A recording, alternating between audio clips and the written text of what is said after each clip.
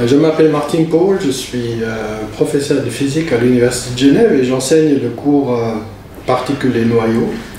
Il s'agit d'un cours d'introduction obligatoire en troisième année de bachelor en physique qui est très axé sur les concepts de base, les méthodologies et les technologies de la physique des particules. Alors de 2012 jusqu'à 2015, j'ai enseigné ce cours en présentiel, c'est-à-dire pratiquement en monologue devant les étudiants. Ça a marché, mais je me suis de plus en plus ennuyé avec mon propre cours. C'est-à-dire que je n'ai plus pu transmettre mon propre enthousiasme pour le sujet aux étudiants et j'étais pas très content avec les résultats. Et le résultat le plus visible était l'évaluation du cours par les étudiants à la fin du semestre, où elle était de pire en pire année après année, ce qui montrait que les étudiants étaient aussi mécontents avec la méthodologie du cours aussi. Alors en 2015, il y avait l'heureuse coïncidence entre deux faits. La première était un appel d'offres de la part du rectorat pour produire des MOOC. Alors j'ai un peu regardé s'il y avait des MOOC sur la physique des particules existants et il y en avait très peu. Alors j'ai fait une proposition qui a été acceptée pour produire un tel MOOC en français sur la physique nucléaire, la physique des particules.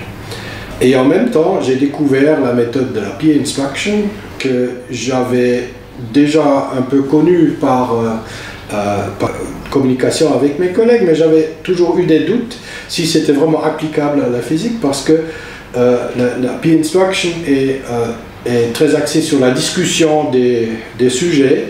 Et j'avais toujours le préjugé que les sciences, ça ne se discute pas vraiment, ça s'accepte comme des résultats et des descriptions de la nature établies.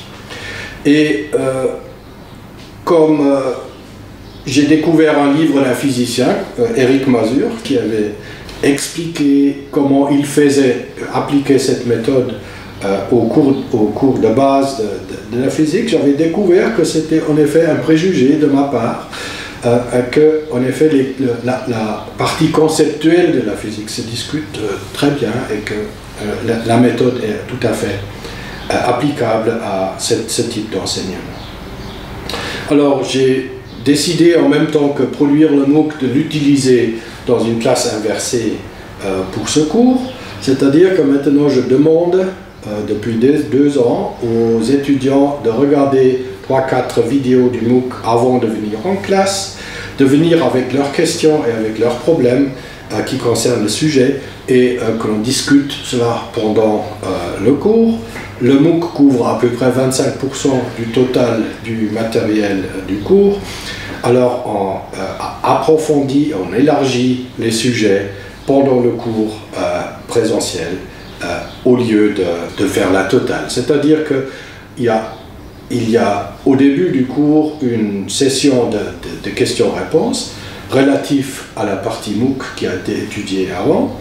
Et ensuite, on approfondit pendant des mini-cours d'à peu près 15 minutes qui aboutissent sur une question, un problème, un calcul, un résultat numérique ou une estimation d'un ordre de grandeur qui éveille un peu les étudiants et qui établit l'interaction entre l'enseignant et les étudiants. Il y a aussi discussion entre les étudiants. On fait toujours appel à des ressources externes comme Wikipédia par exemple, si ça se prête au sujet que l'on discute. Alors, ceci établit une interactivité qui manquait avant, c'est-à-dire les étudiants sont plus actifs pendant le cours et moi je m'ennuie moins parce que là c'est un challenge complet parce qu'on ne sait jamais exactement ce qui va se passer. Il y a une sorte de flexibilité de ma part qui n'était pas nécessaire avant. Alors là ça réveille de nouveau mon enthousiasme et mon engagement pendant le cours. Et ça se reflète, l'évaluation du cours s'est nettement améliorée et aussi dans le passé, il y avait une petite érosion des notes dans l'examen oral final qui s'est renversée aussi. Je remarque une nette amélioration par ce changement de méthode. Quand vous réfléchissez à cela pour votre propre cours, je vous conseille de ne pas mélanger réécriture du contenu du cours avec un changement de méthode. Ça, c'est un peu dangereux.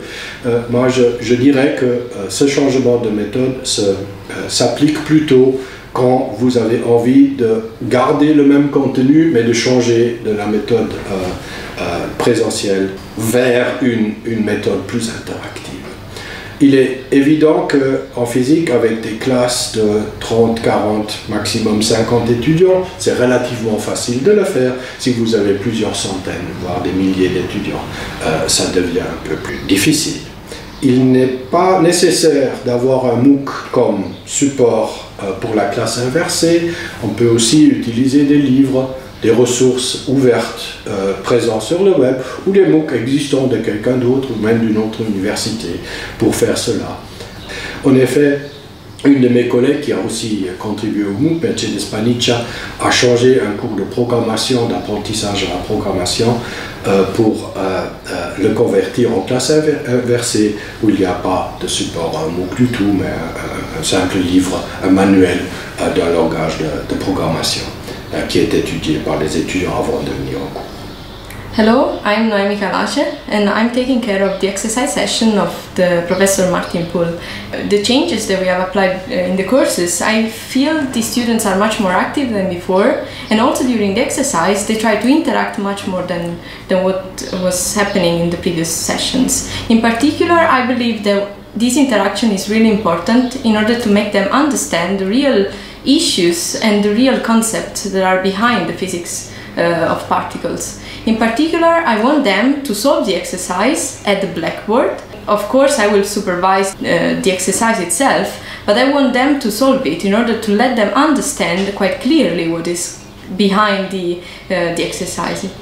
In particular, I'm taking care of the exercise in order to focus on some particular points that are not really clear during the theory, because probably they are hidden by the many information that I get during the lectures, and that's the reason why I focus on some particular concepts that they can of course develop during the exercise sessions. I give them 1 week to spend basically at home, where they solve the exercise using of course the web or the different books they have at home, or they can take from the library, and in this way they can develop the thinking that is behind, and this is much more important than solving the exercise itself, so that they can get as one of the goal of this exercise session, let's say, the critical thinking that is proper of every physicist.